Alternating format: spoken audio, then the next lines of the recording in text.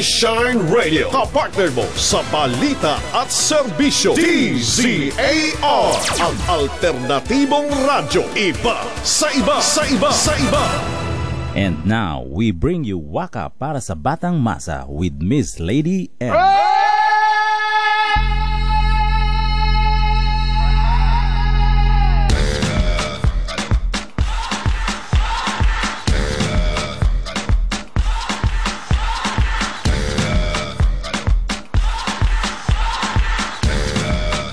Okay, magandang hapon po Pilipinas, Luzon, Visayas at Mindanao. Ito na naman po si Miss Lady M na maghatid sa inyo ng 30 minutong balitaktakan at kapupulutan natin na magandang at makabuluhang impormasyon tungkol sa child development, implication to child-friendly investigative interview on children in conflict with the law and child sexually abused. Good afternoon, Mami Chit and Brother Sok. Hi, good afternoon to all our listeners, lalong-lalo na sa ating tagapakinig, Luzon, Visayas, Mindanao at sa ibang bansa na kung saan nakakarating ang ating information para sa pagsuporta o masugpo ang anti-crime o sinatawag natin anti-crime for children. Yeah. Ayan. Isang magandang hapon sa iyo, Miss Lady M. Sabi nga, sa kagalingan pangalawa lang ako sa'yo. And of course, itong hapong ito, syempre, kasama natin ang ating social worker ng ating Waka Foundation, no? At si Miss Lady M na ang magpapakilala. Yeah, Mami Chit, ang ating resource person natin ngayon ay ang ating bisita last week. Siya ang isang registered social worker at kagagaling lang niya sa isang training kung paano mag-conduct ng child-friendly investigative interview. At ang ating bisita ay si Socrates Author, isang registered social worker at saka siya rin po ang social worker ng Waka Foundation. Hi, Ayan. Brother Sok, good afternoon. Ayan, wave tayo sa camera. Good afternoon po. Makakapil nyo naman ako at sana hindi kayo magsasawa. Sana po makalagdag ang diskusyong ito sa inyong kaalaman. Ako po si Socrates. Oo. Author po ha? Siya yung author. ng...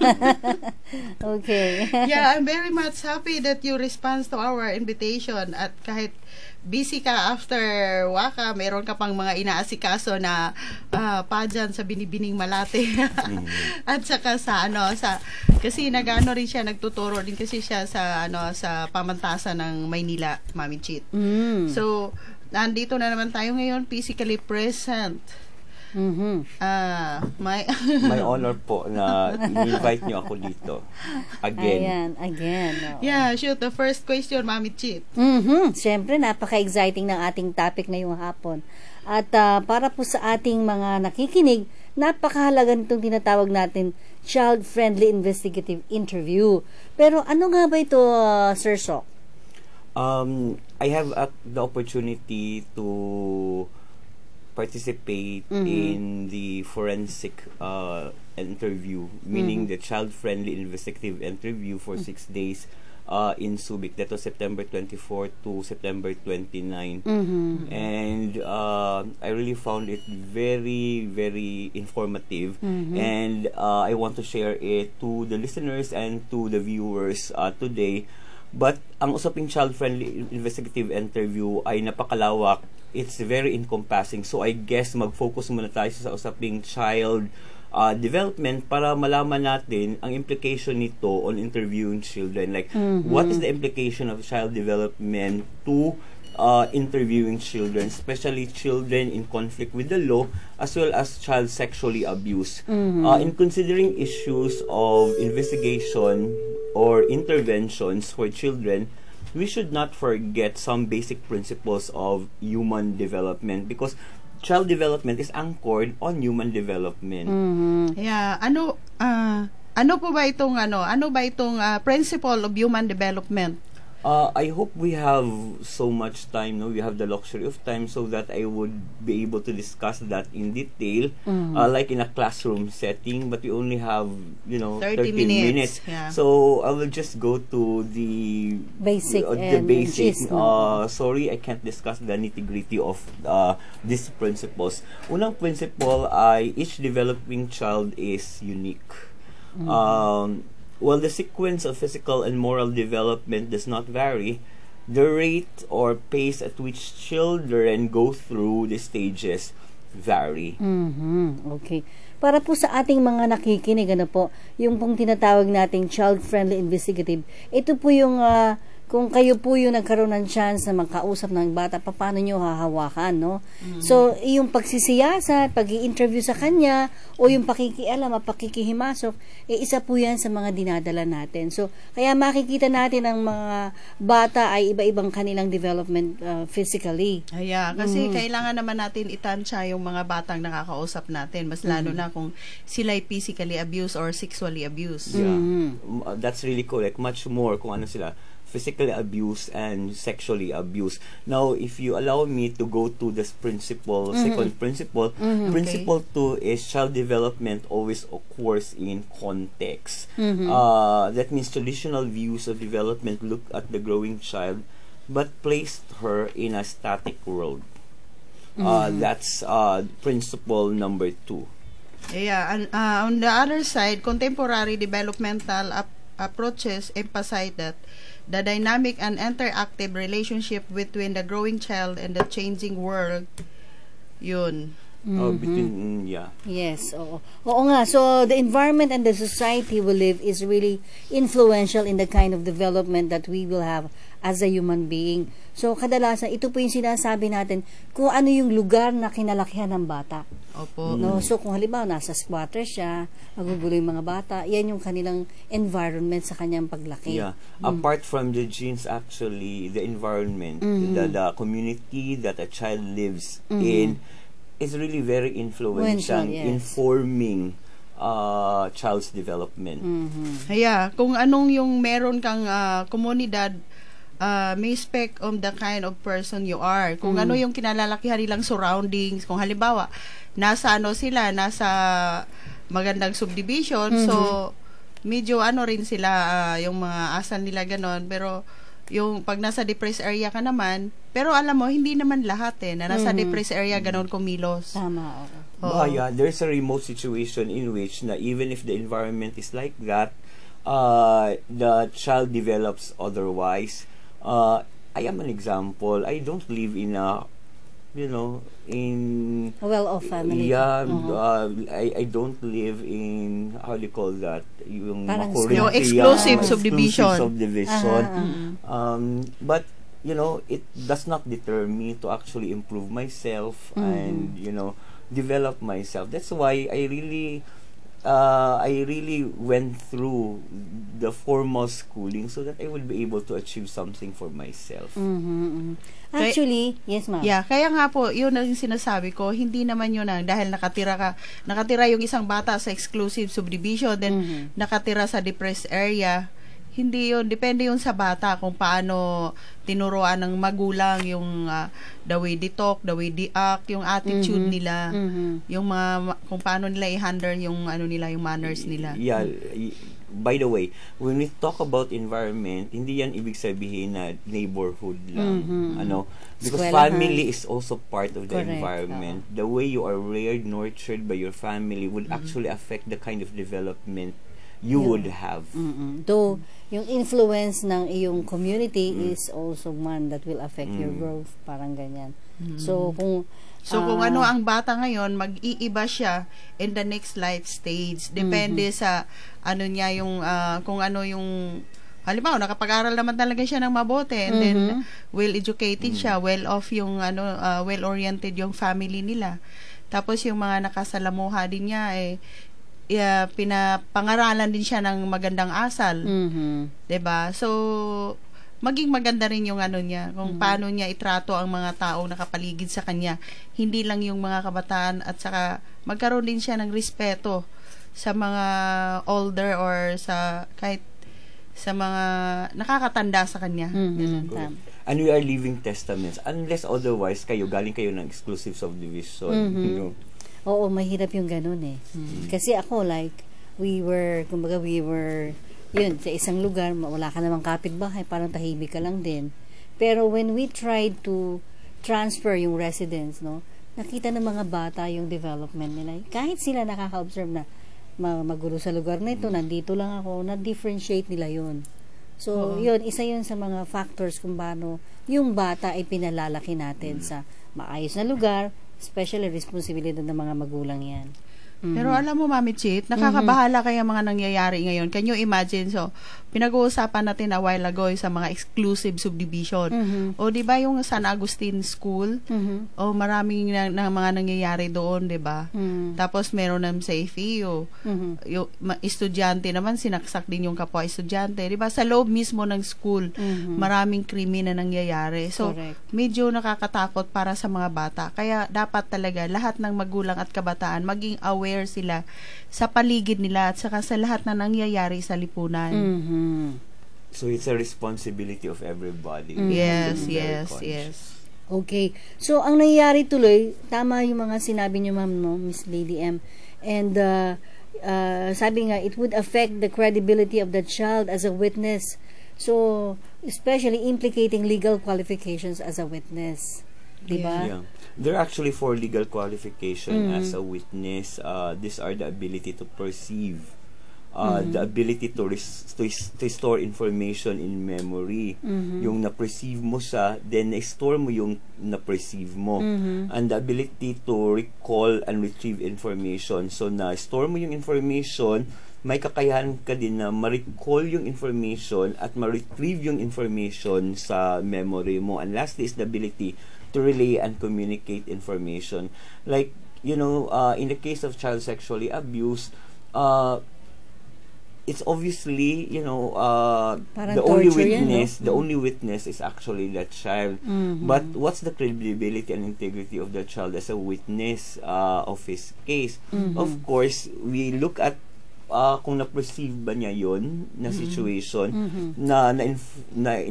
na-store ba niya yung information during that, and ma-recall ba niya, ma-retrieve ang information sa nangyari sa kanya, is yung masabi ba niya yung nangyari sa kanya. Freely, no? Usually sa mga na-encounter kong ganon, yung mga victim, ilang months mo na under shock sila, nasa shock sila. So, hindi talaga traumatic sila. So, hindi talaga nila masasabi, maliban lang kung gumaling na sila, and then may nakakita o mayroong witness, yun, makapag-testify na ganon. Pero, dapat ang ano lang talaga, yung bata, makakatulong yung sarili niya. Siya mismo ang makapag-testify. Pero, kailangan mo nang i-treat mo na siya. Kumbaga, pagagalingin mo na yung bata bago siya. Kasi ganun karamihan sa mga child abuse, lalo na pag sexually abuse, nasa shock sila, traumatic sila. So, hindi talaga sila makapagsalita or makapagsumbong. Kaya, that is, in the case of the memory, what about the linguistic ability? Actually, children's ability to communicate is affected by her language and her narrative abilities. Alam mo, tama ka dyan, Sok. So, anyway, how would this be briefly, can you discuss it briefly? Kumbaga, as a social worker. Language development is interrelated with cognitive and mental development. Yung kung hindi maapektuhan. And is shaped by experience and development. That's balik na naman tayo sa experience and development na your mental ability and how your intelligence progress and develop is actually influenced by the kind of experience that you have and the development, your mental development. On the other hand, yung narrative ability, narrative abilities. The ability to narrate the story or her story during that time, refer to the vocabulary, the arrangement of words, meaning of words, and the congruence with reality. Now, kasi gusto ko susug yung I would like to yun. Yung sinabi mo na stress pa yung bata, nasa tension sila, pagkatapos yung shock, under shock. Na-shock sila. Traumatic, gano'n. That is why sometimes hindi yun congruent yung nila. Ang narrative ability nila is actually not really that good. hindi congruent yung mga sentences nila, etc. But from there, we can actually extract information, though it's not congruent. Pag usually naman mga nangyayari ganun, Mami Chit, kailangan yung bata more care and more love. Bibigyan mo siya ng more attention or special attention, di ba? Oo. Given that skill, then we can be able to assist or evaluate the testimonies of the child. Yun. So, ibig sabihin, para pala itong first step, ano? And since yan ay napakalawak na usapin sa child-friendly investigative interview, so what would be the first steps, Sir Sok? Yun, ano nga, paano mo siya umpisahan during your pakikimaso o pakikialam? Ang first, manghihimaso ka na dyan ang first kasi, you know, children, kasi mga bata pa sila, so wala silang much as he want to further our discussion. Pero parang we run short of time, so might again schedule another time for that. Meron pa yata. Meron pang oras. Meron pa ba? Oh, we still have 10 minutes. Tama ba? 5, 10. Meron pa pala. Sige. Meron muna akong babatiin, Mami Chit. Yung mga partner natin sa sa ating programa. Star Bright Body Kits, Children International, sila yung Star Bright Body Kits owned by Andy Ching at saka Children International, ito po yung nagsusupply ng book sa Waka Foundation. Tsaka yung SAI Philippines and International, Sigma Alpha Epsilon, tapos DSWD, si Ma'am Vanessa Susano Francisco. Hello to Andy Ching at saka yung mga staff ko ngayon nakikinig, si Armando Ramos Sr. and family sa Cambridge, Cubao, Quezon City. Si Ayeng Contero and family from your loving daughter, Margie Contero. Sila si Nempa Anthony Richard Fox sa San Luis Antipolo. Hello po, Tita Nimpa, nakikinig kayo ngayon. At saka sa lahat po ng listeners sa buong Pilipinas. Meron lang po sana akong palaala, Mami Chit, kasi po sa lahat ng nakikinig or nanonood ngayon, na sana wag sila basta-basta maniniwala kung mayroong lalapit sa kanila na sasabihin na halimbawa may ipaprocess na important documents like sa immigration or sa DFA na sasabihin kaya nila kahit walang appearance. Diba? Tapos manghihingi ng malaking pera. Which is bawal yon. Ayaw ni President Pinoy ng ganon, diba, Mami Chit? Kasi meron akong kakilalang ganon pinangakuan sila na ipo-process yung yung I-card, and then kinuha yung passport, kumuha ng 25,000, and yet hindi naman pala kayang ayusin.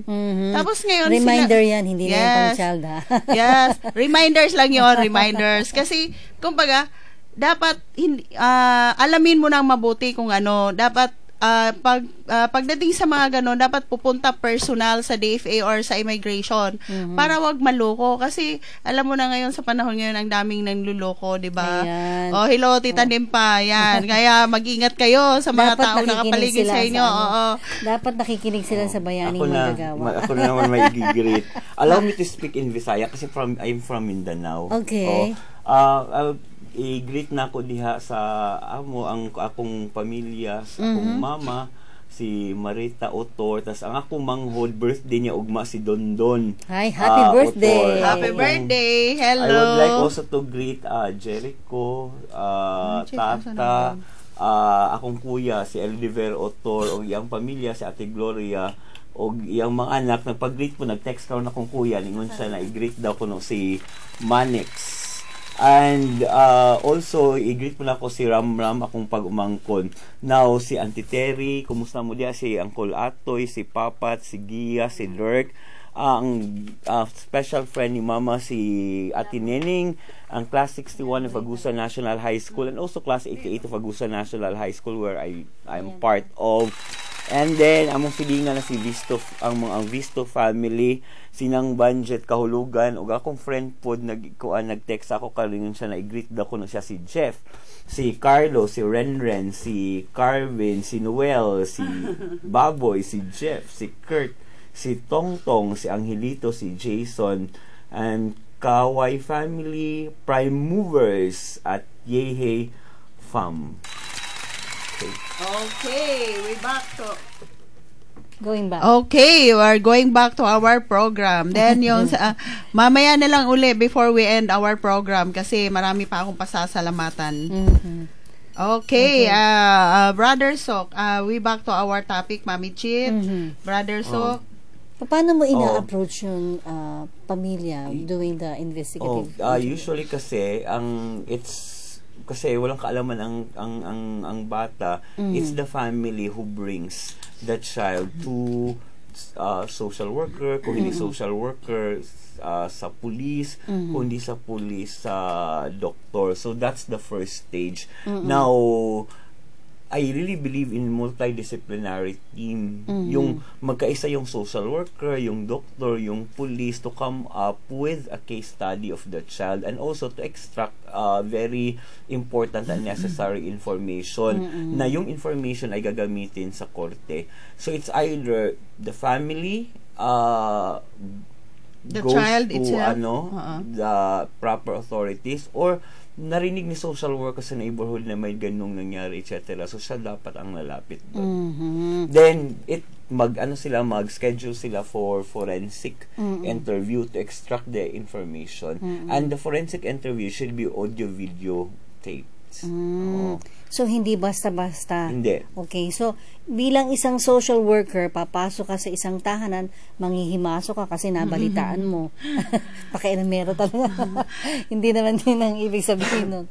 Pero ibig sabihin, so, doing the right thing, no? Kung ikaw ay isang social worker or isang private citizen, nalaman mo na merong ganung situation, paano ka makakatulong? Magiging concern sa bata. Gano'n naman talaga ang dapat Lahat tayo magtulungan, bata or matanda or mga kapitbahay man or lahat ng neighborhood magtulungan kasi hindi masusolve ang isang problema kung tayo lang. So kung hindi sila social worker or takot silang magsumbong kasi alam mo na hindi mo ngayon kilala kung sino ang tamang kausap mo, tumawag kayo sa office ng WACA. Yes. Okay. So nandiyan si Sok, no? Si Professor Sok na mag-a-assist sa inyo, no, in terms of that problem. Kasi nasa expertise ng forensic to, no? So matutulungan natin ng husto ang bata. Saan sila tatawag, Miss Lady Ann? Sa WACA office. Maaari lamang tumawag ang gustong manghingi ng tulong kung lahat naman ina-assist namin lahat ng lumalapit sa aming opisina, Mami Chit. Mas lalo na in regards sa mga bata kasi 'di ba sinabi ko nga sa iyo as before pa na we are focusing on helping the children, especially the sexually abused children. Yun lagi ang mga programa namin wherever I go kasi nag-iikot ako all over the Philippines. Nagkakanda kami ng mga seminar or mga meeting how to prevent crime and child abuse.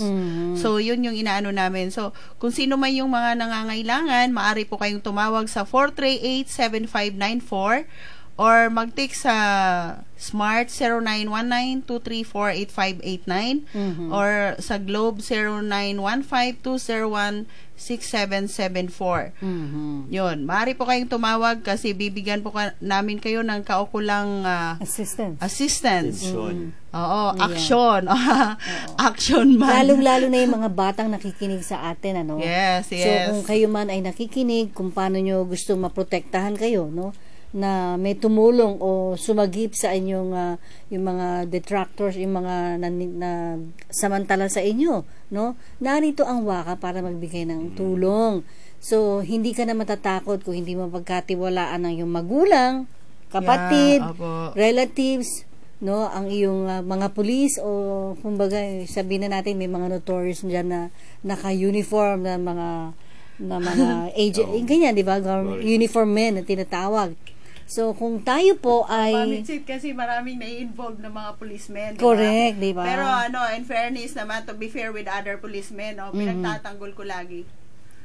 yung mga policemen, in fairness naman to other policemen in uniform, hindi, as I have said last program natin, na hindi po lahat ng policemen ganon, kasi maraming policemen ngayon na na-involved sa mga krimen, di ba, Mami? Pero hindi naman, hindi naman, kasi in fairness to them. Yeah. Kasi marami rin akong friends na sumusuporta sa programa natin na mga police or mga sundalo. So, yon, pinagtatanggol ko yung kaano nila. Tama, kasi sila naman nagpakahirap. Parang mga doktor, nag-aaral, nagsisikap, nagtitraining, para makatulong. At hindi dapat generalize ang tingin natin. Marami kayong mga mabubuting police. Isa na yun yung cousin ko, si Brad Bonistrella. Yes. Ayan. So, hindi lahat ay kumbaga affect. Hindi huwag natin silang tignan ng isang buuan. Kaya po, para sa mga batang nakikinig, huwag kayo matakot magsumbong kung kayo ay nangangailangan. Mas lalo na po pag mayroong nananakit sa inyo physically, sexually or emotionally, lalo na sexually, maaari kayong tumawag sa aming tanggapan para ulitin natin ulit yung ating number. Our telephone number 438-7594. Ayan. At ang unang tatawag o magsasangguni sa office ng WACA, sila ay magbibigay ng mga mayroon kaming konting prizes sa mga batang tatawag para magtanong kung magiging ano ba sila, mamisit, magiging anong tawag doon, yung partner. Yung tatawag sila kung yung concern sila kung paano nila, gusto nilang eager silang malaman kung how to prevent, yung preventing crime and child abuse. Yung mga batang bully sa loob ng eskwelahan na nananakit sa inyo, no? Pwedeng tumulong dyan ng WACA. Yes. At kausapin yung eskwelahan ninyo. But for those sensitive na mga mga cases, rest assured that everything would be confidential. Ayan, this will be handled confidentially. Okay. Mami Chit, ayan, you still have 2 minutes para pasalamatan yung ating mga Okay, binabati ko si Danny mga Hasan family. Yan, Mami Chit, gusto kong pasalamatan lahat po ng sponsors na walang sawang sumusuporta sa WACA Foundation. Armando Reyes Jr., Rosemary Reyes, Dr. Orlina Alcantara, Engineer Alfred Bibo, Ricardo Simeon, Ana Maria Pagara, DV Ambon, Fernando B., Bana Agua, at saka sa secretary niyang si Ellen Minerva, Ronelio David, Julius Rimondo, may catering po siya, catering professional services sa Paranaque, Pacifico, Bagkal, Duty Amlon of Cebu City. At saka may events po kami this coming December 28 sa tagal pa nun ipina-flag ko po, Mami Chit, kasi sa Hall of Flags, Camp Aguinaldo, Quezon City. Tickets are available. You can call WACA Foundation 438-7594. Tumawag kayo. Wag po kayong basta-basta maniniwala pag mayroong tumawag sa inyo tapos ginagamit yung WACA Foundation sa pangalan ni General Abuan. Kailangan alamin yung mabuti. Tumawag po kayo sa akin mismo. Ako po mismo ang hanapin ninyo, si Miss Marilyn D. Esden or Miss Lady M. Para po ma-confirm ninyo kung tamang foundation ang tutulungan ninyo. Tama. Para hindi po lalo na ngayon, uso-uso yung mga manloloko, di ba? Yes. Ayan, Binibining Malate, talent competition, October 20, swimsuit competition November 7 to be held sa Aloha Hotel, and the coronation night would be November 20 sa Malate Circle. See you there. Thank you. Kay Miss Ding Gaweran sa Miss Vicky Puelos, Kuya Doming, and other staff of Children International, Loloy Andelia Andrade and family. Happy Fiesta sa Mahaplag, Leyte, last September 29. Sorry, nakalimutan ko talaga. I'm sorry.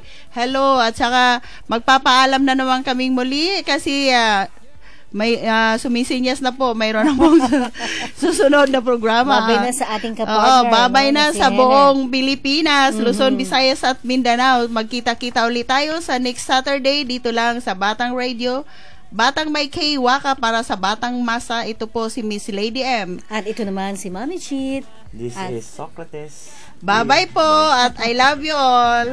Okay. This time for Africa.